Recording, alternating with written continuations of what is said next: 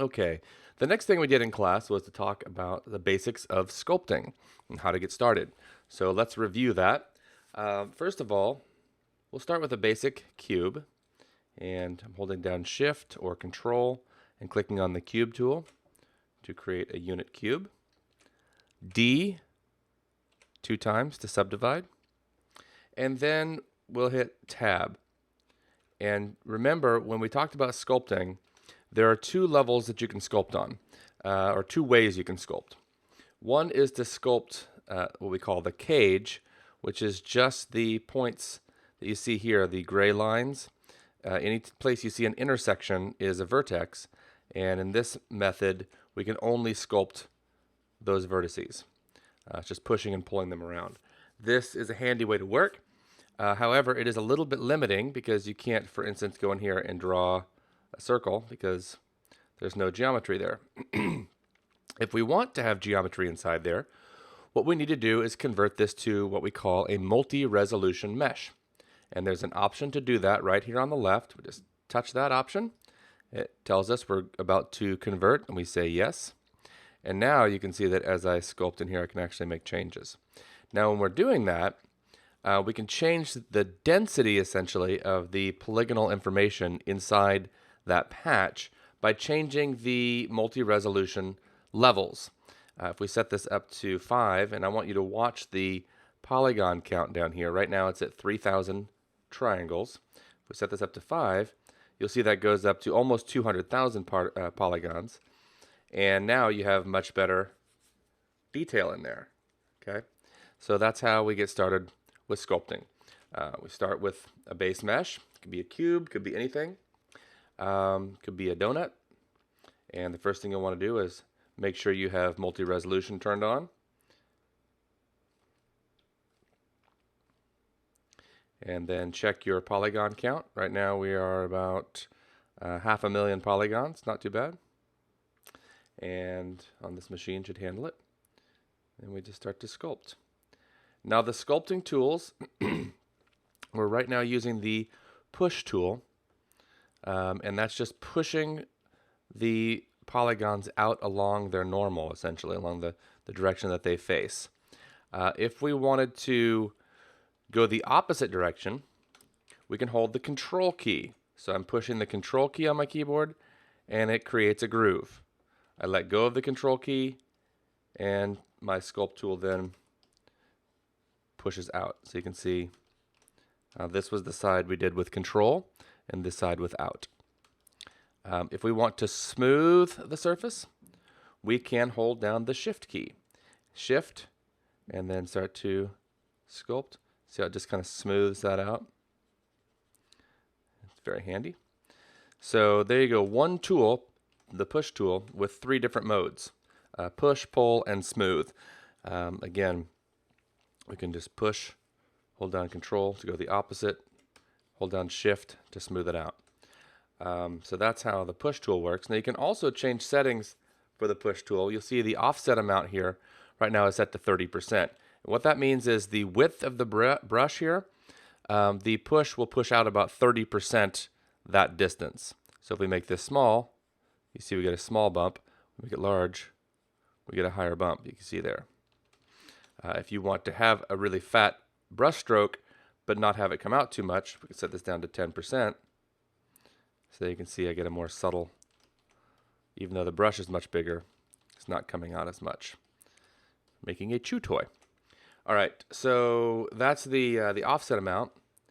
You'll find a lot of these settings on all of the tools. The smoothing amount is the amount of smoothing that's applied when you hold down the shift key when using this tool. So if I just go ahead and make a few strokes here with a regular push and then hold down shift, see I can kind of blend that back in, kind of smoothing it out. If I set this up to 80%, you can see it's going to smooth more rapidly. Okay. All right. The smooth tool is just exactly the same thing as holding shift on the other tools. I would recommend just using shift, but if you forget about the shift key, you can always just come in here and choose the smooth tool, and then you don't have to hold anything down. You can just paint directly. Carve is going to do exactly what it sounds like it will do. It's going to carve into your surface. It looks a bit like push with the control key. In fact, it's a little bit different. The contour and the density of push there is going to be a little bit more intense. This one works nicely with a hard-edged brush. These are your brushes here. By default, all tools start with a soft edge brush, but you can switch to a hard edge brush. So you can see there I can just kind of create a carve. Now you notice that you get sort of some stepping in here.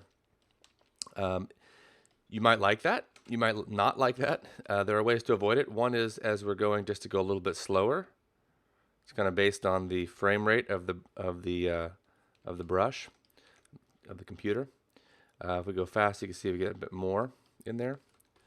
Let's go back over here. You see where this is. Now, what we could do to fix this also is then just hold down Shift, smooth it out. So it's a lot like working with clay, where you make a little error, and then you can just kind of go back over it and smooth it out. So there you go. With Carve plus the smooth, we were able to smooth that out a little bit. All right. So that's Carve. It also has the control option, which goes opposite. So if I do control, it kind of pushes it up there. And again, if we use the soft brush control, we can push it up this way. Flatten is going to flatten out the surface. So as I kind of brush over it, you see it's just kind of flattening that area. Pretty good. Smudge, exactly as it sounds. You're just smudging the surface. It's best used with sort of small strokes like this to kind of just finesse things around, push and pull things. Move, whatever you click down on, kind of gets fixed in the brush and pulled around. Just grab out edges here, just boop, boop, boop. Tangent pinch is very useful for tightening things, creases and whatnot. You see, as I draw here, it kind of uses the direction I'm going to define that pinch. So it kind of pinches along that way. If you want to just pinch to the center of the brush, you just choose that, and then wherever you click, it's going to pinch in.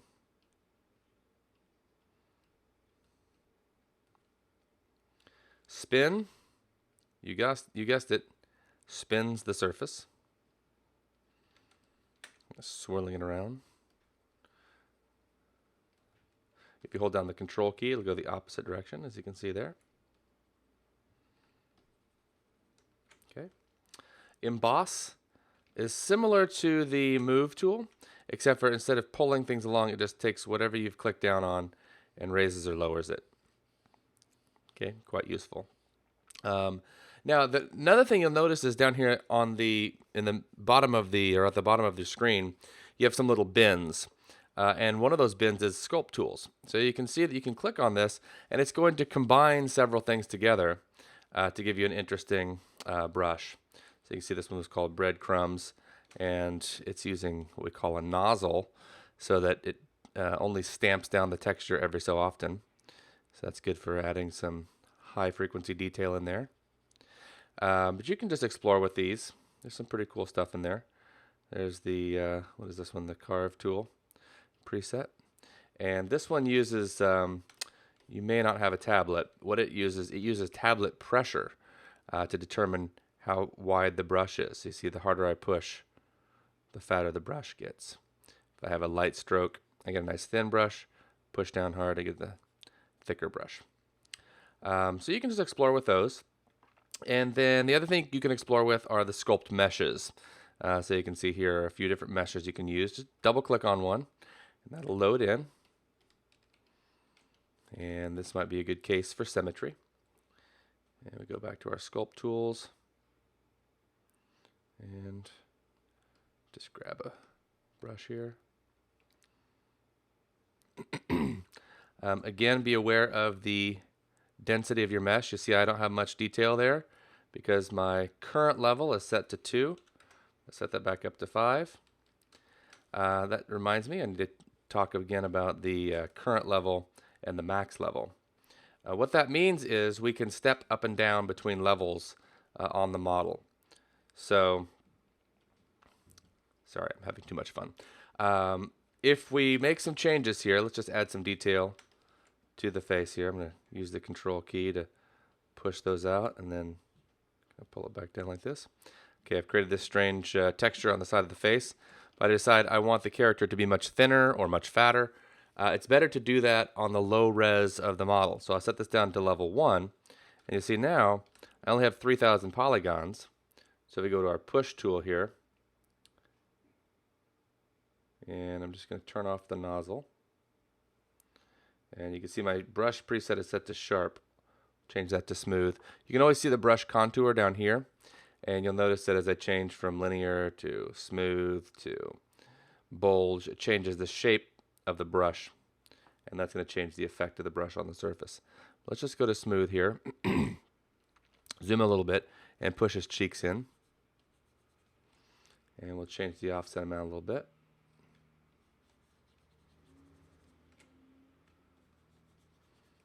Okay, and maybe we want to go in here, do the same thing, shrink his head a little.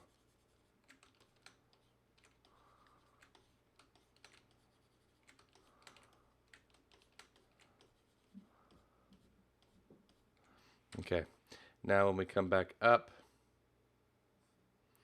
to level 5, all of that detail is still there. It's just been kind of pulled in according to the changes we made. Okay. So that's what the levels allow you to do.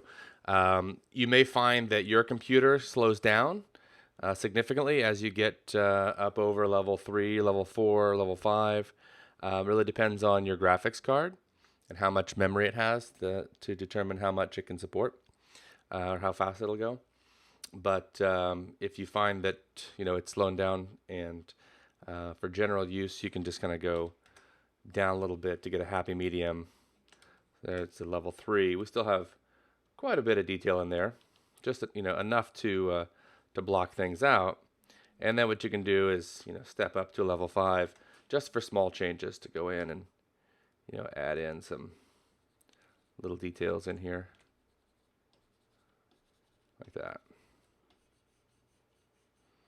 Okay, so that's it. That's the basics of getting started with sculpting. And what I want you to do before our next class is just explore and create something interesting and fun and bring it to the class to show us. So you can start with one of the mesh presets.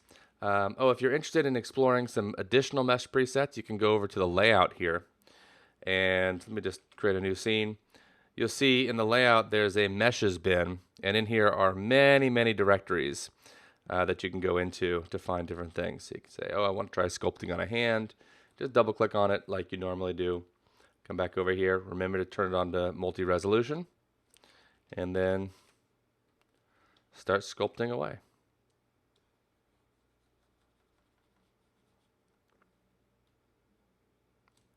Turn up my mesh res. And that's it. So that should do it. Enjoy.